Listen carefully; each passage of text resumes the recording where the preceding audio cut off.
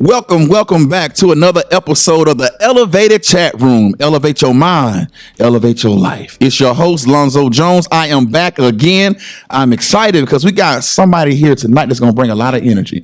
We got Dr. Princess Jones. She's an education administrator, and she's the co-founder of Project Energy. But before I let her take over, let me tell you what the topic is. The topic for tonight is breaking barriers, building futures. Dr. Princess Jones, tell them a little bit more about yourself. All right. So, hello, beautiful people. I am super excited to be here, Mr. Jones. No relation to Dr. Jones, right?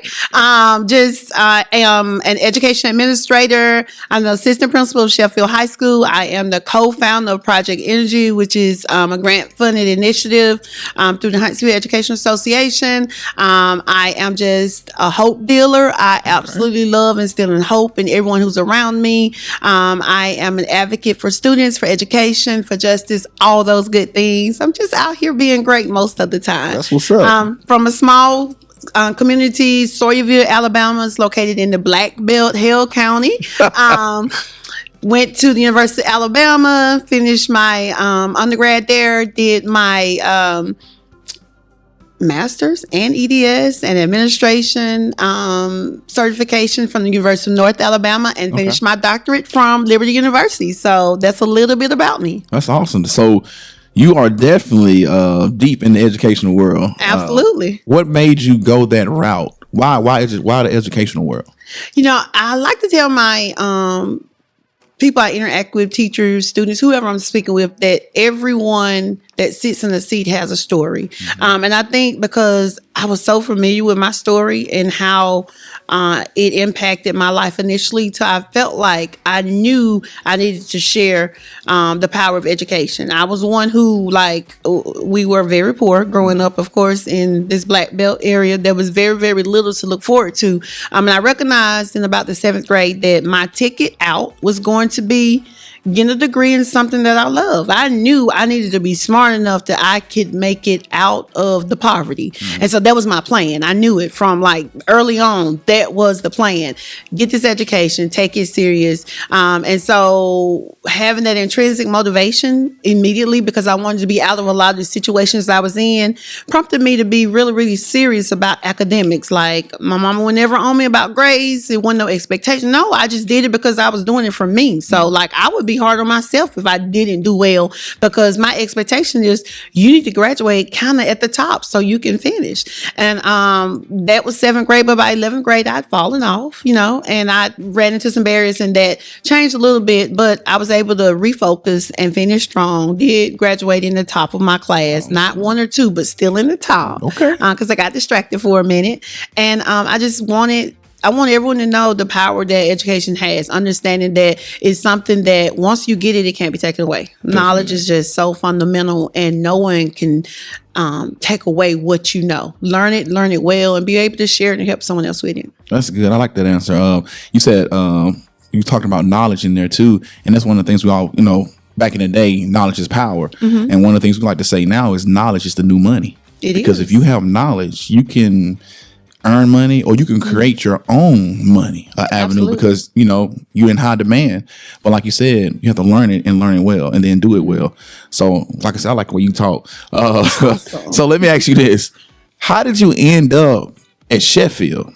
Okay, wow. Explain that. Okay, so you know what? I wholeheartedly believe in purpose. Okay. I wholeheartedly believe in divine intervention and direction. I was in a central office position, and then my contract wasn't renewed, and I just was devastated. But I also was working on my doctorate and running 3 programs for a district, and under a lot of stress, and often putting my dreams of finishing my degree to the side to do the job that I was doing. And so that non-renewal of that contract, which I think was for funding purposes, if I remember correctly, really gave me an opportunity to reset. And when I got the opportunity to be the assistant principal, I was like, okay, that wasn't the direction I was going in, but I'm going to do this. And not knowing that was kind of saving me and opening so many doors for me, because I was able to sit at the feet of someone who could teach me something.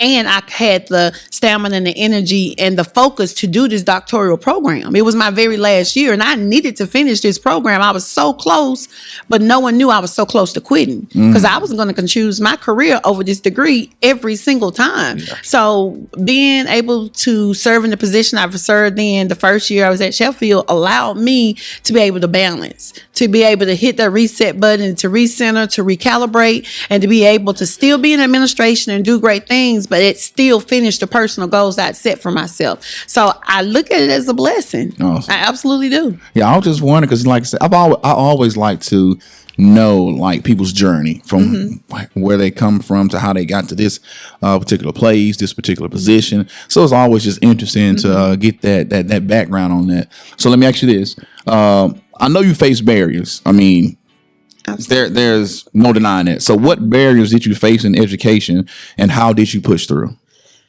So I could tell you a lot. I could tell you some personal barriers. I can tell you some spiritual barriers. Well, hey, I can tell you that the biggest barrier, I knew I wanted to do education and I kind of avoided it. So I went into nursing initially. I am a nurse,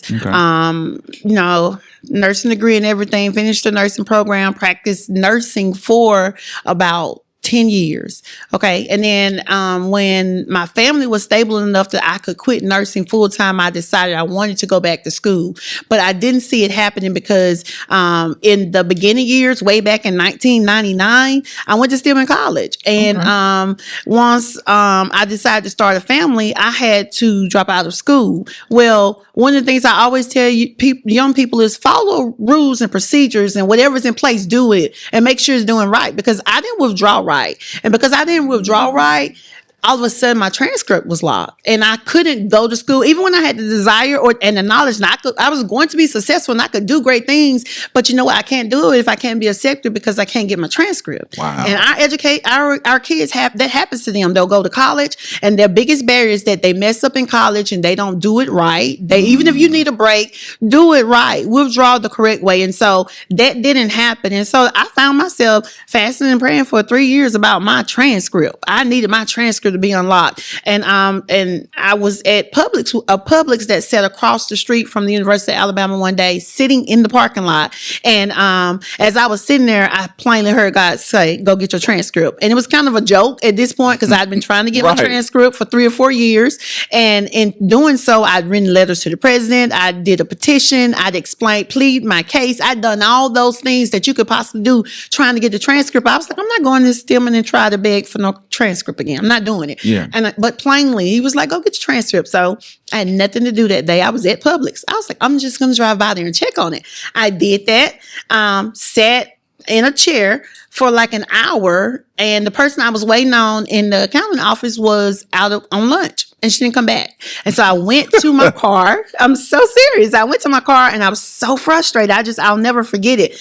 And again, just like you and I are talking, I just heard, "Get your transcript." And I was like, okay, God, you're real funny right now. Like, why are you playing with me? But I was like, what I'm going to do, me being in my mind and what I want to do, I'm going to just make this call. Well, when I called her, miraculously, she was back in her office and she answered the phone for me. And I explained for about 10 minutes, "My name is Princess Jones, and I went to Stillman back in 1999. And, I didn't withdraw." I explained the whole situation. She listened. I've done this so many times. I just felt like it was a waste of time. And at the end of our conversation, she said, okay. She said, "Come get your transcript. I just deleted your account." And I just sat there and I just began to cry because it was just like, wait, what? I didn't have to write the letter. I did not just come get, she's like right now, come get this receipt and take it to the business office and go get your transcript and go to school because you really want to do this. And I was like, absolutely. And that day really changed my life. And I made a promise to God that I'd been saying, even when I was fasting and praying for, if you would allow me the opportunity to go back to school and do this thing called education, I'm going to be just the most amazing educator that I could be, because I know how I sat up night after night wanting to go back to school, wanting to get my degree, wanting to get my bachelor's degree, and couldn't because I couldn't get access to a transcript. And so that started me. That was my biggest barrier. And so then I just jumped into Education, and just I did everything, every sacrificial thing. I worked 2 jobs. I worked at night. I would pick up a midnight nursing shift and work to 7 in the morning and get off at 7 and go to class and be in class by 8, and and then get off at 3 and go do a 3 to 11, whatever it took, because I recognized I need this to be successful. This is the first step. Obtain this degree. Hardest degree I obtained was my undergrad degree, because I had to learn how to be a student. I had to learn how to balance being in a very busy campus like the University of Alabama. Is huge, and I was older at this time. I wasn't like in my 20s anymore. I had a family. I had obligations. I had a full-time job. That was hard. So like the barriers were stacked, and there were plenty of times where I could have stopped and said, "I give up. It's over with." But I was so determined, because I needed to do this, because I wanted to teach. And so I persevered through it. And, 4 years later, I had a degree, and I walked across that stage, and my education journey just took off. Man, that is some perseverance at its highest level. So my thing is this, like, just listening to you is like, to me, it's like, so if I went through all that to get to where I am now, I'm all in on education. Like, absolutely. I can't, there's nothing that you're going to do to me, say to me, you know what I'm saying, it's going to steer me away from doing what I have sacrificed to do. Right. And sacrifice is ultimate sign of love. So if you're not sacrificing for it, you can't really tell me that you love it. Right. And so when you attain something that you love so much, you hold on to that thing, and you continue to grow and nurture that thing. So, man, that's just a testament. Like, your story is very motivational, So that's something that's need to be shared. Like, I don't know how many of your students know your real story, because think about this now. Like you said, you're a full-time student, working full-time, getting off work, going to class, taking care of family every day, and still just dealing with, like you said, the age barrier that you had. So all these things played a role in it, but guess what? It shaped you into the woman that you are. Absolutely. And so when we are around you and we like, why is she so different? It makes sense. That's why. Like, it's night and day from you, from other educators. And I'm not being funny. That's just the truth. And you can tell when some just went to school just to do it. And then you could tell some who went to school because they had that why. And your why is probably one of the strongest whys I've heard. So that's good. I like this. All right. Yeah. So you was living in Tuscaloosa? I was living in Tuscaloosa. So what were you working in Tuscaloosa? You said you had a nursing. So the great thing about the situation was I worked at Bryce Hospital as a nurse, and Bryce Hospital was on the campus of the University of Alabama. You had to enter through the gates. And so it was there. So it was convenient that I worked there, because I could leave work and be in class in 10 to 15 minutes. Wow. So I was very intentional about staying there the entire time, that part-time. But I did that entire time I was doing my undergrad, because of it being convenient to my classes. Like, the academics piece was huge to me. Like, I had to be successful. In my mind, I wanted a 4.0. There was one class I really struggled with, so I finished with like a 3.7 or something like that. I didn't make the 4.0, which was okay, but I still graduated with honors. So I was super proud of myself. But everything about my life had to center around me trying to do it. Everyone sacrificed. It wasn't just my sacrifice. Okay, I like that. It was my ex-husband's sacrifice. It was my children's sacrifice. It was my family's sacrifice, because, it meant not cooking sometimes. Yeah. It meant not going to the game sometimes. It meant not being present because this paper was due, or this had to be done, or clinicals had to be done, or you had something you had to do. Like, there was always something. So it was a true sacrifice, but was it worth it? Absolutely. Like, I tell anyone that if it's not working really hard for, if it's not worth sacrificing for, then, maybe you're not dreaming big enough. Maybe you need to look a little harder, because when you tap into what's really meant for you and what you're really meant to do, that thing becomes so big to you. Like, it can consume you. Like, I wanted this so bad, and I didn't even understand why. Because I was like, we're not going to make that much money. We're not, I'm not going to do all these great things. But I was like, I'm going to get to sit down with kids, and I'm going to be able to do all these creative, like, imaginative things that I love to do. Because I'm just like this person that loves, like, I'm just over there doing just like, my mind just goes like, oh, we can do this, and we can create this, and I know this will look good with this. And so I'm going to make sure, I have this ready for my kids. I want to expose them to all these different things. Like, I'm constantly thinking about that stuff. So I was like, the impact. That's what it was about. Knowing that this impact I was going to have on students, if I could just get them in front of me. Yeah. The rest just was innate. It really was. It was going to happen because it was naturally who I was. I was a teacher just because that was the gift that God had given me. I was able to do it effortlessly. And people always wonder, how were you such a good teacher? And it was because there wasn't anything that school taught me that I did that I couldn't have done without it. Like, I knew that God created me to be a teacher. Yeah. I knew it.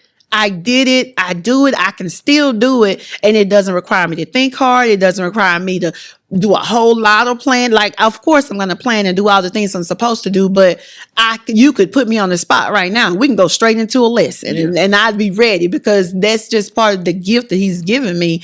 And, when you operate in your gift, you really, really doing your thing when you operate in your gift. So I feel like that's been part of the plan he's had for me, and he's allowed me to operate in it. And that's why, even though it came at a sacrifice, it was still worth it. I don't have the regrets that I could have for it. Yeah. You definitely don't want things handed to you because when it's handed to you, you don't value it as much. You don't. I always say you got to put a little sweat in the game, and you got to have some little equity in this thing, and so that's big.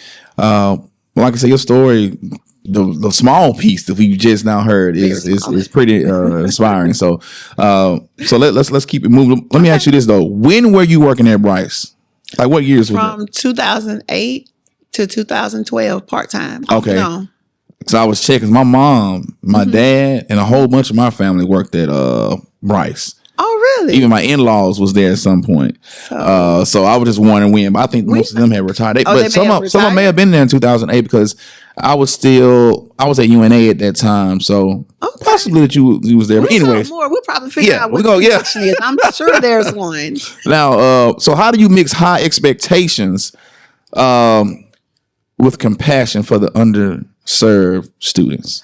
Okay, so I have so many thoughts and feelings around this specific question because here's what I see all the time. People want to lower the standard and lower the bar make it easy for you and put you here when you're supposed to be soaring. And I just do not believe in that. I am going to maintain high expectations. I don't care what kind of neighborhood you come from, what kind of environment you come from. I don't care what kind of experience you've had that was traumatizing. We can be triumphant. We can be victorious. It is a choice. And how we respond to the things, to the environment, to the trauma, to the situations, whatever it may be, how we respond to it, that's up to us. But I'm not going to say, go settle. I'm not going to say, I don't think you can do it, or it's going to be too hard, or you're going to have to work too hard for this. So you know what? Don't even worry about looking at that. Let's look over here. Let's drop this bar way down here so you can reach it. No, I don't need you to reach it. I need you to stretch. I believe in stretching people.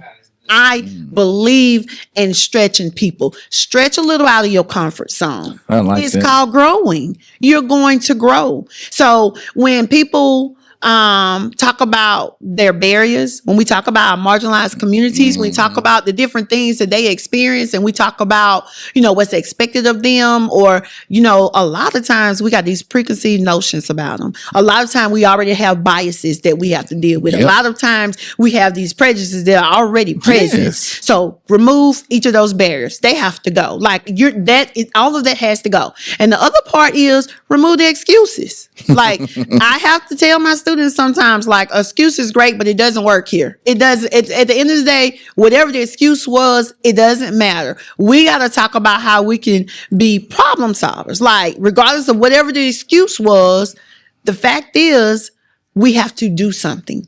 The fact is you still have the goal. Right. How you get to the goal, how you get to the finish line, everybody's going to have their own different path. Your path may include you having to have some low moments, some valley moments. That may happen. But the point is, you keep on in your race because you have a finish line that you have to get to. The expectation of finishing won't change. Right. You own it. It can't. It can't. She ain't playing no games with them. Man, like, we don't, like, we talked about mentorship.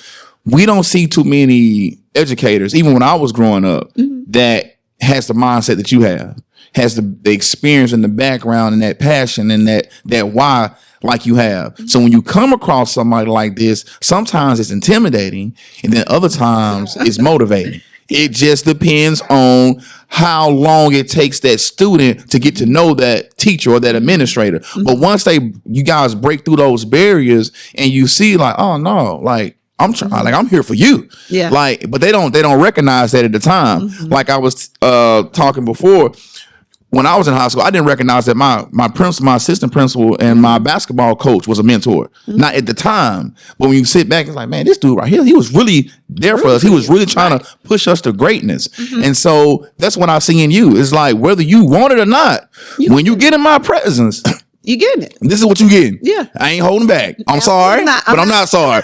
You know what I'm saying? When I was in the classroom, anything I do, everything I do, especially with Project Energy and talking to new teachers, I talk about relationships.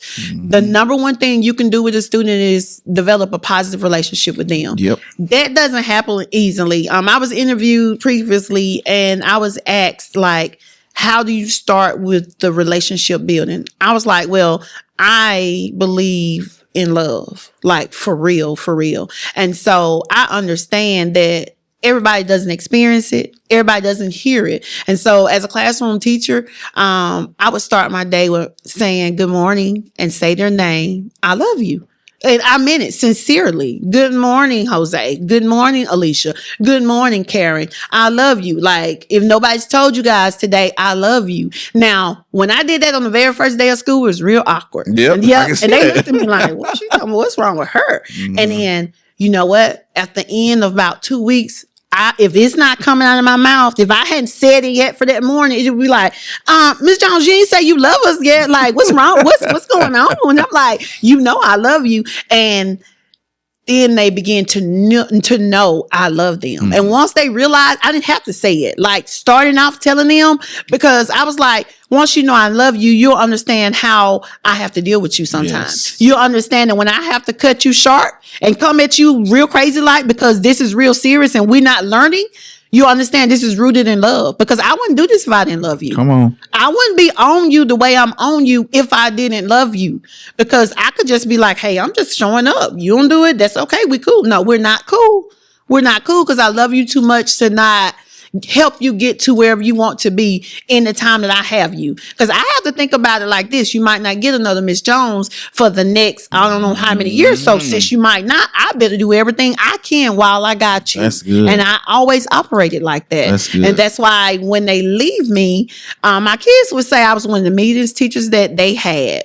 But they would say I was one of the teachers that they knew loved them. And the strictness came because there were some things they had to be taught. Because every year you're going to get kids who are not used to structure and rules and all these different things. And you got to expose it to them. You got to ingrain it in them. And sometimes you have to understand that you're teaching them, because we're asking them sometimes to be kids and sit down and do this and that. And not understanding they leave us after 8 hours and go be the adult in their houses. Yes, ma'am. So you have to be mindful of what you're doing to them. And so I had to be sure that I'm teaching them things that they're going to be able to use. Like, this is everything's a teachable moment. But really, when they were in that classroom with me, sitting down, learning structures, rules, thinking, respect, all that stuff. You don't just teach your content. Come on. You teach life. Come on. You teach life. Come on. You do. You Real teach talk. life. And so, and to me, that is what sets educators apart. But see, that's when you embody. That's when you become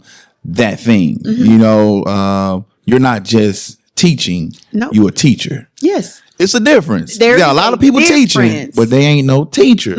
You know, and I'll tell you another thing too. Sometimes it's hard for them to recognize that, there's a black female or a female in general that is bringing that sternness, that's demanding respect. Normally, they used to get that from a male. So when you get a female that brings it, it's like, whoa, like what you know what I'm saying? Like, she mean. Yeah. Because see, in my house, my kids, when they was a little bit younger, they would call me mean all the time. Well, they would go tell their mom, daddy mean, because I'm the one that's setting the rules, the structure, and I'm holding them accountable, and I'm holding them to the fire. Like, so. But mom is like, mom nice and sweet. She don't have to do that because dad's in the house. Yeah. But so they go to school and they come across a teacher And they're that's weak. like that, it's like, whoa, like I'm supposed to be able to milk you and get over on you and do whatever I want to do. not working. But then it's a shocking experience. It is. It is. But, so you said some other things too. Let me ask you this: within what you just said, I wrote it down. Talking about the barriers and the excuses that they come up with. One of the ones that I even hear from grown men, it's harder for blacks, or it's harder for the black man to succeed. Do you agree with that? Or I'm not even actually. Do you agree with it? Do you? If a student says that to you, do you go along with that, or do you try to correct that? I'm going to correct it, but it probably won't be in your typical way. Here's what I think about it. Is it harder? Am I aware that it's harder? Okay. Yes. Consciously, I know it's harder. But am I going to operate like it's harder? Am I going to wear that burden on me with my sign above my head all the time saying, woe is me because it's harder? No, I'm not. Okay. What I'm going to do is, and I can share a very personal experience with you. It was really hard being a student at the University of Alabama and being black. I've graduated with 6 black students out of a class of over 200, 6 in the education program. And I didn't have any friends. They had 3 cohorts and they put 2 of us in each cohort. They split us up, right? So then there was just one other black person in my cohort. I had a sink or float mentality. I knew it was up to me to float. That was my responsibility. I could have came up with a million excuses about, oh, I don't fit in. Oh, they don't support me. Oh, they won't work with me in a group. Oh, I can't do this. I can't do that. I could have done it. Or I could have recognized that these barriers are stacked against you. And what you're going to do is you're going to have to apply yourself a little bit differently. You're going to be a little bit more strategic. You're going to be ready to answer the question when it comes out of the teacher's mouth because you're actually studying. You don't have to fake it. You're going to be able to speak up and respond and talk proudly because you know what you're talking about, because you're trying to do this for real and you're not looking for an excuse to be your barrier. So I had to remove my own barriers. Remove your own barriers. Don't be what they say you are. Don't let that barrier that they say is your barrier put you in bondage, because it doesn't have to. It doesn't have to. So when I decided that even though I was one of the black students in this program and I didn't have a lot of support or collaboration, I still had to be successful. Then all the things that I had that on my plate about centered around me being a black student, I had to push that to the side. No, I am just a student trying to get a degree who's just as smart as you, and I deserve to be in this space. I would tell my students, if nothing else in the conversation I would have them, you deserve to be in this space regardless of where you come from, regardless of what you look like, regardless of what your abilities or disabilities are. You deserve to be in this space. So once you acknowledge that you deserve to be here, you're going to move a little bit different. You're going to have a little bit of confidence about you. And that's going to actually impact how you perform. It's going to impact how you respond to other people. It's going to impact confidence. You can't buy it. No, you can't. Coming from somebody who used to be really shy, and people be like, I can't believe you used to be really shy. Like, you couldn't have in a million years when I was attending Stillman College got me to say 2 words out of my mouth. I wanted to hide under a rock. Like, I was just very shy. And overcoming that, realizing that I'm worthy, realizing that I'm deserving, and nobody owes me anything, but I don't know anything either. Like, I'm going to sit here just as proud as you are. So what's up? So the opportunity for everybody is there. As long as you're willing to. Now, the barriers may be different. They are. Or it may be a little bit more based off your situation, but the opportunity is there. And like you said, if you see the finish line you want to finish, then you will finish no matter what it takes. And you are a prime example of that. You know, everybody's background is going to be different. But like you said, if you see something that you truly want, it's an opportunity. Now you have to take advantage of that opportunity. Right. And so that's good stuff. You've been spot on. And if you don't have an opportunity, I think one of your presenters, when you present with us, share with us, if it's not a door, look for a window. If it's not a window, you got to look for a crack. If it's not a crack, make you a way. Sometimes opportunities aren't there. And then that's where people give up. That's where that stamina and that faith, it'll just leave. And they're like, oh, I just can't. No, cut your door open. You know, make you a door. Be creative. Whatever you need to do. If opportunity isn't there, then create opportunity. It can be done. Yeah. It can be done. There's a quote that says that thing you're searching for is also searching for you. So if you keep searching long enough, that thing will find you. It will find you. It will find you. It will. But you got to keep going. You do. You cannot give up. It's not an option. Now, have you had much experience with families and things like that? So in my previous job, I was the student outreach parent liaison for the district. So my job was to work with families, and I did that for like a year and a half. Okay, so let's talk about families. So how can families and communities help minority students succeed? That is such a good question. Here's why. A lot of minority parents and minority communities don't even realize the impact that they have on the students at all in any capacity.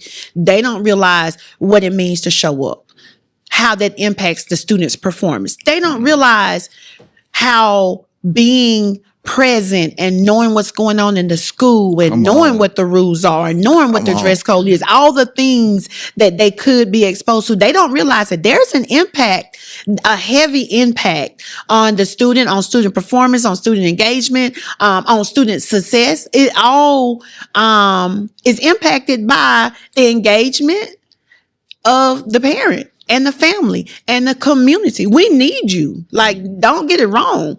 Parents and families and communities are needed to be successful, and they bring something different to the table. They bring the story to the table. They bring the background to the table. Sometimes things can be going on with a student or with a person, and we don't know why it's happening. And because the parent or the family is not there to share, this is the background. This is why they respond like this. This is why you're seeing this. Then we run around in circles trying to figure out a problem when all we need to have is a conversation. And so that's another reason why we need you there. I just feel like strengthening parent and family engagement can just remove so many barriers in education generally, because what we need is a collaborative partnership. I am your partner in this. I will take your hand. If I got your baby for a year, I'm going to take your hand, and for a year, you and I are going to work together. We're going to talk. We're going to have communication. We're going to fellowship. You're going to be able to come in and sit down and learn different things about what's going on with my classroom, what's going on with me, the great things I'm offering and exposing your child to, because that makes a difference. It does. So I would ask any parent, any family, community members and stakeholders, become engaged in this process called education and recognize the impact that you carry when you come and become engaged, because it's significant. Gotcha. Now, I would agree with you on that. And I know how rare it is for parents, especially the father, but for both parents and the father to be involved, because like, I sign all his papers. Both of my kids, I sign all their papers. Yep, daddy here. Yep. You know, daddy here. I drop them off every morning. We go to school. I take them to school every morning, drop off. We do our little handshake, blah, blah, blah. Okay, go on in, you know. But one thing that our kids, whether they tell you or not, as students, they want you to show up. Oh my gosh, yeah. Because see, I'm all in. I'm showing up at 95% of the stuff, but it's not too often that I go to the school during the day, you know what I'm saying, for like a party at the school. I'm not coming for a party. My wife, she do the party. I'm not coming for a party. I can stay at work for that. And so I dropped him off one day. My oldest boy, he was like, Dad, you coming to our school party, end of your party, some kind of, yes, end of your party. And I was like, no, but I'm going on to work today. And then he hit me with this: you don't never show up. I'm like, in my back of my mind, I'm like, what? I'm like, boy, I coach you in dang near every sport. I'm here for every after school event. I'm even here doing some school events. But he hit me with that: you don't never show up. So I go to work. Guess what I had to do? I had to show up. You had to show up. I was like, that reminds me of my son just finished college. He graduated his bachelor's in December. Yeah. And I know it's maybe been 2 years. We had for me, we'd had this conversation before. He's been playing football since he was 5th, 6th grade, right? And football is what paid for him to go to school. He got scholarship. He bounced around a little bit, but either way, everywhere he was bouncing with a scholarship. So I was okay with it. But he was attending Bethel University, which was in McKenzie, Tennessee, which is about 2.5, 3 hour drive from me, from Huntsville. And so I wasn't making it to the game. So one day he sat down and he talked with me, and he said, Mom, when I was little, you were in school and, you worked and you never came to these games and you never knew how much it meant. He said, I just wanted to be able to look up and see my mama on the sideline and you were never there. And I thought I was a great mom. Like I did the things as mom. And to hear him say that, it just made me so aware of the fact that you really weren't there. You missed something, the most important thing to him. You missed that. You missed his why. You missed his perseverance. You missed his sweat, his tears, all of that. You missed it. And so I kind of made a conscious effort his last couple of years to make it to those games. I was like, I can't go back and fix, middle school or high school, but I can fix right now. Yeah. But it was hearing him say that. It was definitely something that I will share if I get an opportunity with anybody who's there right now and your baby wants you to be there. Show up. Come on. Go to whatever it is they got going on because they want to see their parent out there rooting them on, regardless of what it is. Yep. So, and you got to think, my son is 25. We were having this conversation he was an adult, a grown man who cried over this because it hurt him. Even in that present moment, he was an adult. So I was like, that's some childhood trauma. Yeah. That he finally healed from when he talked to you about. But we had to talk about it. And then I had to move differently. I was like, I can't fix that. But what I can do is show up the rest of the time. And I did. And see, and sometimes you in those situations where it's like, hey, if I don't grind over here and do this, our life you're not even going to have this opportunity in the future. You know what I'm saying? And so me and my wife, we had conversations about job opportunities. And I was like, well, we're not taking jobs to where it's going to pull any more away from what we already are from our family. Absolutely. So if it's going to cause you to have to be homeless or I'm homeless, we're not doing it because right now our main focus is the family. Absolutely. Now, when they get to a certain age, then we can start moving a different way. But until then, we have that luxury right now to do that. Right. You know what I'm saying? So, and everybody's different, but I always say, like, I'm not doing anything right now that's going to put more on my wife. Right. Or leave my boys when I've been there every day, their whole life, and all of a sudden I'm gone more than I'm there. Yeah. That's going to change everything about them. Right.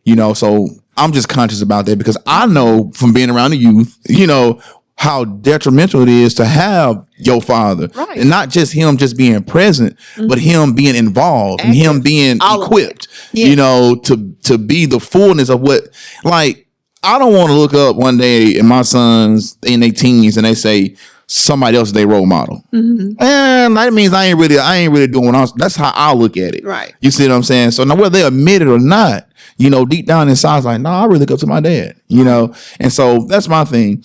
And so just dealing with that situation, now you guys that made you guys even closer, once you guys got over that little hump. So now it's like, you know what? I'm about to show you, just like I showed myself going after that education, I'm about to show you how I'm about to go after this relationship and build this thing back up to where we want it to be. Right. And so it's opportunities in the future for that. It is. So I mean, it's going to be pros and cons. You just have to be willing to deal with the back end, and so that just came with it. But man, I remember getting a phone call from my dad when I was in my mid 30s and he just called me out the blue. And he was like, hey, I'll talk to you in a couple weeks. But just want you to know, I'm proud of you, son. Just out of the blue, ain't no birthday or nothing. Just, hey, I'm proud of you. I see everything you do. I know we talk, but we don't talk as much. But he was like, I just want you to know I see what you're doing. I'm proud of you. I'm like, but I'm in my 30s. I'm like, before that phone call, I'm like, no, I don't need that. You know, I'm good. I'm strong. You don't I'm know killing the game until you get man, it. I'm like, I need it. Over there. Yeah, like, like you done broke me down. It makes a difference. It does. And I'm 35 at the time. So, but yeah, like there's nothing like a son or child and parent relationship. When those things are real tight and real strong, it ain't nothing like it. Yeah. And I would put that up there against some of the best relationships you can find in the world. When you have that relation, because they always gonna be your son or your daughter. Right. Always. Ain't nothing changed. That no matter how crazy they act, no matter how crazy we act. That doesn't change. That ain't gonna change. You're absolutely right. So but that's good stuff. Showing up, like I said, I'm big on that. So let's just make sure we keep showing up for these kids. And that community piece, I know we mentioned the community piece, but you, like you said, you show up and you got your responsibilities, but there's also so many kids who there's nobody to show up. And that's where the community piece comes in. Because show up for somebody else sometimes. Sometimes it means being aware of your environment. Being aware that you know there's going to be this daddy donut day and there are going to be all these students that don't have daddies to show up. So take a group of men with you and show up and support everybody in there because you can. Because you're aware and you're conscious. Because when you become conscious of the deficits, it makes you want to do something about it. So that's where community comes in. Community is building them up. Community is seeing that there's a need and being able to address that need. Pour into them, whatever it may be. Maybe students that don't have a mom, have community that cares enough that we're going to show up to these things because maybe I don't have this to give and everything on my end is taken care of. But there may be someone in that room who's not taken care of that I can stand in the gap for and be there for. So let me do that too. And that's why it's not just parent and family, is also community, because sometimes it's not even someone related to you. That's true. That shows up the most. That's true. I'm big on. I'm in the sports world, so I have kids that play on different teams that dad may work a lot, so dad's not at the games, and so we could be playing against another team or not even have a game for the day. I was like, okay, all right, boys, let's go into the park. We're gonna go support some other kids. We're just there to watch and we dapping kids up, joking with them. They just like, oh man, my coach is here. Now I'm not coaching them this year, but I've coached them before or in a different sport, and it's like, hey man, my coach, y'all saw. So it's that those, and it's small. Yeah. You think it's small, but it has a huge impact. Man. Huge, and they remember. They do. That's nurturing those relationships. Like that's a part of it. That's you still pouring, even though they're not your kids anymore, but you still pouring into them because every time you show up for them, that's nurturing that relationship. That's things they'll remember years and years down the line. Yeah, and see, I think like this is what's so. God is so amazing because the relationship that I have with my kids, because I'm showing up for my kids, some of the other students, they get the overflow of that because, Aiden's dad's here to run the mile. I'm like one of the, it's not too many dads that's running the mile. It's not too many parents that's finna run this McBride mile. So I show up and they're like, oh, coach, you running the mile? I'm like, yeah. Next thing I know, I'm getting daps, high five. You know what I'm saying? It's like, man, this is cool. Yeah. You know what I'm saying? So it's like, not only did my son get that experience, but some of the other kids, the students, get that same experience. They got that same experience. That might not have gotten it if you hadn't been there. Yeah. And that's what it's about. Exactly. It's bigger than us. It's bigger than us. I do agree. All right. So let's keep this thing rolling. So how do you use your role to challenge stereotypes at school? And I know you challenging some stuff because you just built like that. I have learned. I am one of the most vocal people that I know. Like, you know what?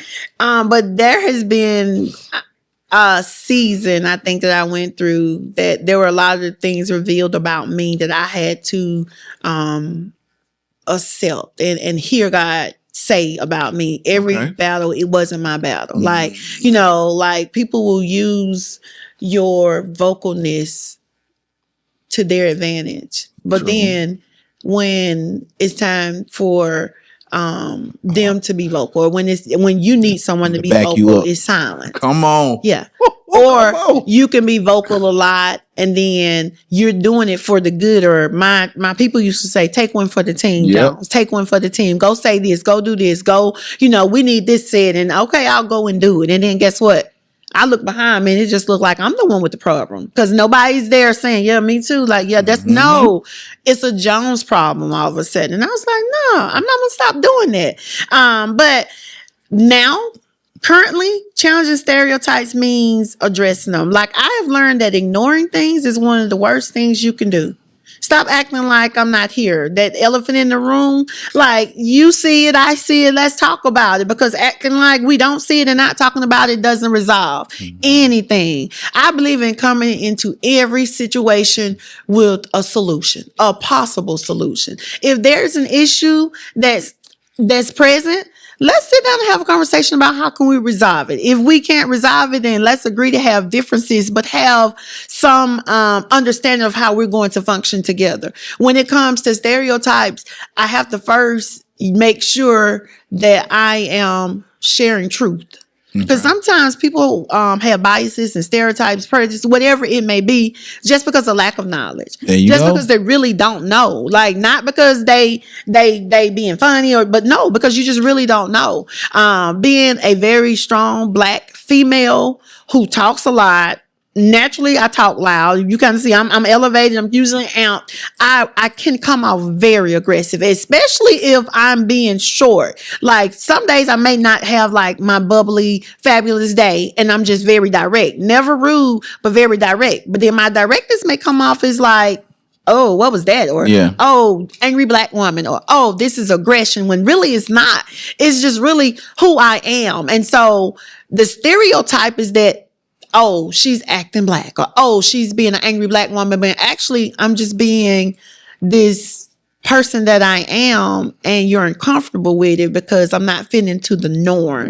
And I don't strive to fit into the norm anymore. I've had my days of fitting into the norm. So I just try to address stereotypes with truth.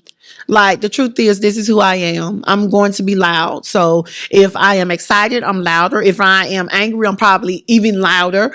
So there are just levels to my loudness, but my bass is loud. My bass is loud. So that's who I am. But I just believe in truth. I just believe in truth and transparency. Like, the days of hiding it, over with. This is who I am. Transparency is where it's at. Yeah. Come to the table being transparent, being truthful, being honest, being yourself. And then you can remove some of the barriers that are in the room. You can remove some of the biases, some of the stereotypes that are in the room, because you're coming to the table ready to receive, because that transparency is going to allow you to be able to receive. But if you come in and you already got your guard up, and you already know there's an issue and it's based on something that's stereotypical, right? Then you're not going to hear a word I have to say. You're not going to be able to receive it. And see, that's my thing. Like, just like what you're talking about, getting to know knowledge, truth.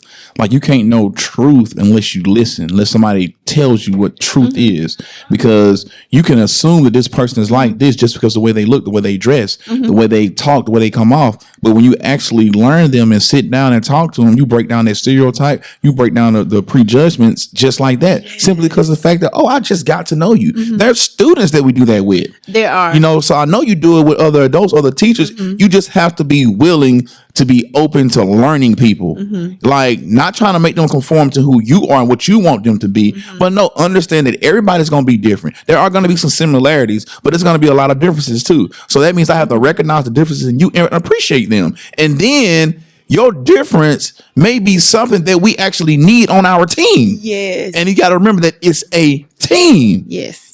So we're not in competition with each other. We're trying to make this whole school better. This whole experience, or what you call high school, better for the kids. Right. So, and you know what? I like to think that I'm surrounded by greatness that I don't even see sometimes. Like, it's covered with the tattoos, it's covered with the piercings, it's covered with the hoodies, and all these different things. It comes off as a stereotype. It come off as being biased, because you don't expect that to be greatness because how it's packaged. You know what? It doesn't matter how it's packaged these days. It really doesn't. You may have this torn, ragged looking package and think this is nothing. And then you start unwrapping that box and you realize you have this jewel. And I love that you talked about the word conformity. And I had to share, I did a session with my girls, I think for Women's History Month last month. And I'll share with you because it's kind of quick and I can share it. But I talked to them about my struggles with weight and how I wasn't always this size. I used to be much larger and I had to learn how to deal with it. So one of the things I do sometimes in my part-time is write. So I wrote this poem called My Own Perception of Me. And I'm going to share it with you because it talks about conformity. And I wanted my girls to understand this. You don't have to be what they say. So it goes like, when you look at me, what do you really see? Do you see this meek and shallow being who bends like a weeping willow tree? Or are you able to see that like diamonds and roughness, I possess genuine quality? You see, I walk in this boldness with my head held high, not conforming to a world that makes my life into a lie. Because if I was skinny or bulimic or anorexic or thin with the long hair and blue eyes, if I was tan or light skinned, I would not be me. Educated, never intimidated, beautiful, bold, and blessed. Would I trade all of these things to have the honor of saying less? So when you look at me, what do you really see? Right? Do you see this meek and shallow being who bends like a weeping willow tree? Or are you able to see that like diamonds and roughness, I possess this genuine quality? You couldn't see that from the weight, right? You couldn't see I was this person I am right now because all you saw was this big girl.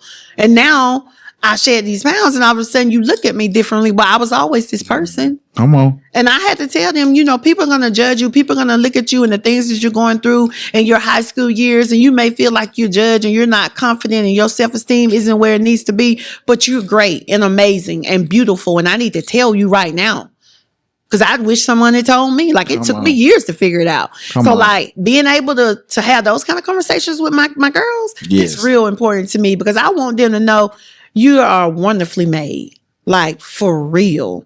And somebody needs to tell you. If you haven't been told, you need to be told. And so I really focused on that part. And sharing stuff like that with them, being a little bit transparent, you can't imagine what they do for relationships with my people because like I can have a conversation with you about this because I've been there, done that. And when I can be vulnerable and show that I go through things and I've experienced these kind of things, how much they learn from my vulnerability and me and being able to tell them the truth, it makes them trust me. And so then when they're going through things, when they're making decisions that they're not sure about, they'll come to me and talk to me because we've started to build trust. Yeah. And that's huge for me. You showed them that you're flawed. Yes. So it's like, yes, she got it all together. But I don't. Exactly. But they look at you like she's a doctor. She's doing it. She's killing it. She dresses like everything is like, we inspire her to be her. But yeah, she's telling me, us, some of her deepest wounds, struggles, setbacks, failures. You have learning experience. You have to. Come on. You have to. You have to be real with your kids. Because they sometimes we as educators can be put on a pedestal and they can think they'll see you in the store, they see you out, and they'll be like, there's Dr. Jones. I'm like, no, Dr. Jones just a normal person. I'm not perfect. I'm not on your pedestal. I'm just this normal person. You can talk to me. I'm not unapproachable, any of those things. Right. Like, we can have a good conversation. And see, that's another thing. Like, when I come to the Z Factor, like, I'm never dressed above them. I'm going to wear something that relates to them. I may come with a ball cap on, some jeans, and just a regular shirt. I'm not coming dressed up like I'm standing over you to talk down to you. No, I'm trying to relate to you. Right. I'm trying to get on your level as far as everything that I'm bringing other than my knowledge. You know what I'm saying? So when we get to talking, now you're listening to me because I've built that trust, that rapport. We have that relationship now. Yeah. So now when I have to correct you, or now when I want to pour into you, you can receive it a whole lot better. Yeah. But I'm not going to say most, but there's a lot of teachers, mentors that just go in and try to go from the start and just go. You can't do that. You got to navigate that. You got to do some infiltration. You got to build some trust. You got to remove some layers. Like, some students can be like onions. It's just like you think you there, and then there's another layer. There's another barrier. And you get weary. You get tired. But when you love them, it doesn't matter how tired you get. You keep peeling because you got to reach them. Because you understand that if you don't reach them, they may go out and make this decision and it won't be good. And they need to be able to trust what you're saying. So you got to reach them, and you just keep trying and you keep trying. I agree with you. Now we're going to end it with this last question. It says, why is mentorship so important for minority students and educators? Everyone needs a person at some point. You're going to always need a person for something. I used to say people come and they go, and I have all these seasonal people, and I was cool with that. Like, yeah, seasonal people. No, it's deeper than seasonal people. People are, I feel now, like right now in this season, I am tied. It's my assignment. I'm tied to some students. I know I show up to work because, God, you got me tied to the student for a specific person. I know it's stuff I got to say every day to them. I know it's a prayer. Sometimes I got to pray every day for them. I know there are specific things that I have to do. The mentoring piece for me comes in, and before I can do all that, they got to know that there are things that they need to be exposed to that they don't know.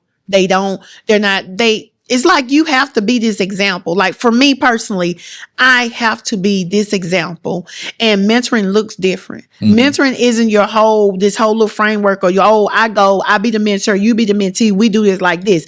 Sometimes mentoring means I show up, you've never talked to me, but what you see every day consistently is excellence. And that's mentoring you because you want to be excellent too. Because you see me show up every day in excellence. You're looking at this, you're seeing this, you're soaking this in, and I'm mentoring you in excellence, and you don't even, we never had a conversation. Come on. You know, so mentoring, about that vulnerability I talked to you about, that's a part of mentoring. Sometimes I can be vulnerable with you and not realize I'm mentoring you because you're so traumatized and you so hurt and you so in your head so you don't know how to be vulnerable and open up so somebody can help you so you can heal. So my being the example of what vulnerability means and what it looks like to you prompts you to kind of do that too. And if I do it often enough, if I share with you often enough, then all of a sudden you realize I need this. So then I've mentored you in that area without even mentoring you because I didn't follow the typical framework in the book and the ABCD. We didn't do that. It's so individualized. Yes. Like we need it, but you got to think about the diversity of our community of minority students. There's so many different backgrounds that we're coming from, right? So many different situations that we come from. We're all marginalized, right? Or they can be all marginalized and they're behind or they're this or they're that. Whatever the story is, it doesn't matter what the story is. What you do know is that at some point in their story, they're going to need an example of something and you can be that example. And that's where the mentoring comes. It doesn't have to be formal. That's the main thing I want to take away. It doesn't have to be this formal thing that we do. It could be how you show up. It could be how you speak. It could be how you present yourself. It could be how you treat others. That's like good. mentoring could be so many different things that are informal that they need, that we're exposing them to. And so you're a mentor and and you don't even realize it. And all you're doing is showing up every day trying to relate. And in building and in that relations, you're mentoring and showing them that in people's lives, sometimes you have to show up and you have to be able to relate so that they can connect to you. And that's a skill now that you've taught them that impacts them for life, life skills. Yep. And that's the thing. It's life skills you're teaching them as a mentor most of the time. Yeah. Because they're getting this classroom stuff. It's like, now I need to teach you how to really live life. I need to teach you how to, overcome, setbacks. I need to teach you how to rebound from you break up with your girlfriend and your boy. Like all these accountability. things. Yeah. Yeah. Because you're going to, it's so, like you hit on so many different things. But what's so powerful is this. Not only are you mentoring a kid in a good way without knowing it, but you can also mentor a kid in a bad way. Absolutely. Without you even knowing it. Because if you show up doing what's wrong. There you go. If you walk around with this attitude, if you walk around in your pants hanging down to the ground. Come on. Then what if you seeing it and that's all they seeing, you mentoring too. Yeah. That's what they see. That's what you're doing. And they watching you, and believe me, they're watching you. Then that's what you're doing. So that's why knowing and understanding and accepting impact, understanding as a Black male, you have impact from the way you speak to the way you show to the whether you decide to follow a rule or break a rule, whether you decide to run the red light or stop. That's mentoring. That's good. I'm sorry, because that's character. Like for real. And that's what they need to see the positive. But too often they do see the negative. And so we are constantly fighting, those things. But that's good. Constantly fighting those things. I mean, you've been spot on. Like, I'm glad you hopped on the show with us tonight because you have been, as you say, they looking at you at school, you have been excellent. You can tell you carry yourself with that spirit of excellence. And it's not anything that you're doing on purpose. It's just who you are. It's what I believe. This is just this is what I move in. I've trained myself to be this way. I have put in work to carry myself this way. It. Yes. You embody it. You definitely do. And it makes a huge difference. If I know I have a lot of conversations with my students and I try to tell them that it matters. Like they just feel like right now it doesn't matter because they just in high school. But I was like, habits start so early, guys. Like the same kind of habits you got right now, you think they're going to change overnight because you graduate? They're not. I said, so why not start working on these things right now? Like you're in high school with some really bad habits. If you showing up every day and you don't come to school at 9, 10 o'clock, what makes you think you're going to go to work and be on time? Like that's a habit. Let's change that. So And then sometimes they have to learn that in life, it's going to get to a point where other people are not going to hold you accountable. You got to hold yourself accountable. You do. And you do. Why not start now? If nobody's waking you up for school, set your own alarm, get your own tail up. You got to. You know, because but it takes somebody on the outside to deposit something on the inside of them, because at home they're not naturally getting it. So when they're doing things, 9 times out of 10, they're not doing the stuff on purpose. That's all they know. That's what they've been shaped in. That's their environment. So when we come into the picture, I'm like, no, that ain't normal, bro. Like, we don't dress like that. You know, you don't carry yourself like that. Normal. Don't let me hear you talk back to your mama. Like, I've told some of my kids on the team, I was like, hey, when you in front of me, like, you ain't gonna talk to your mom like that. Right. Or it's been plenty of times where a mom be like, okay, let's go. It's time to go. Like, practice over with. And they want to go out there and keep shooting. And the mom is like, calling their name. They don't move. Hey, what your mama say? Let's go. Here they come. Yeah. But absolutely. See, it's like, you need that backup sometimes. Even though you could be the best mother, best father in the world, but your kid, it can still be mentored by someone else. Absolutely. Your kid can still be impacted by someone else, but just make sure your voice is the loudest in their life. So when push come to shove, when they got to make the decision, your voice in their head is ringing the loudest and the most often, because that peer pressure is serious. Oh, absolutely. So anything you want to close out with? I just words of encouragement. You know, when I first started teaching, I had this sign up in my classroom that said failure is not an option. Oh, I loved that sign. And here I am almost 12 years later, and I would never put that sign up. What I would say is failure can be your greatest teacher. Some of the greatest things that have happened came out of someone's failure. Okay. Because you know what you get with failure? That's the most important thing. You got to try. Because if you never failed, that means you never tried. So, and I tell my kids all the time, you've got to try. And so let failure come and failure comes, because you ain't guaranteed to fail. Like, you're going to learn something. Yes. And you're going to be able to try it again. But when you do nothing, when you don't approach, when you don't even give it the try, that's not happening. So failure is an option. And I wish someone had told me that when I used to push that. Failure is not an option. It is. Failure is an option. As a matter of fact, it might happen. It's the easiest option. Yeah, it is. I mean, when you really think about it, right? It's easy to get them. I'm done with this. You know what I'm saying? But that's when we fall down and get back up. Yeah. And that's when my kids have to know, especially in this critical age of 9th to 12th grade, you got to fall and get back up. You got to be able to bounce. Like, you got to be able to take the good with the bad, and you keep on rolling. Got to be able to handle adversity. Got to be able to handle adversity. Yep. And that's a life skill that they can learn from a mentor or from an educator, because it's going to happen. It's going to come. It's not going to happen just once. Yeah. It's going to happen often. It's going to be consistent. Yes. So you got to be ready to take them punches. Consistent. So, I'll just share that. Be positive. Look at I've definitely entered into this stage where I'm trying to look at my glass half full all the time now. And that's growth for me, because I could definitely be a pessimist sometimes previously, and now I've just really been working on it, I guess, because I've become more aware of it. And so now it's just like I could look at this and focus on the negative aspects of it, but I'm going to choose, right? Because we teach them that we got a choice. I'm going to choose to look at the good that came out of whatever it is, and that's where it's at right now. Right. Well, Dr. Princess Jones, thank you. This has been a blessing for me, just sitting here listening to your story, listen to you talk your knowledge, sharing everything with us on tonight. I definitely appreciate it, and I know you guys out there are going to get a whole lot from this episode. Like, share, comment. Even if you want to hop on the podcast, holler at us. But that's our end of our episode. Elevate the chat room. Elevate your mind. Elevate your life. You guys be blessed.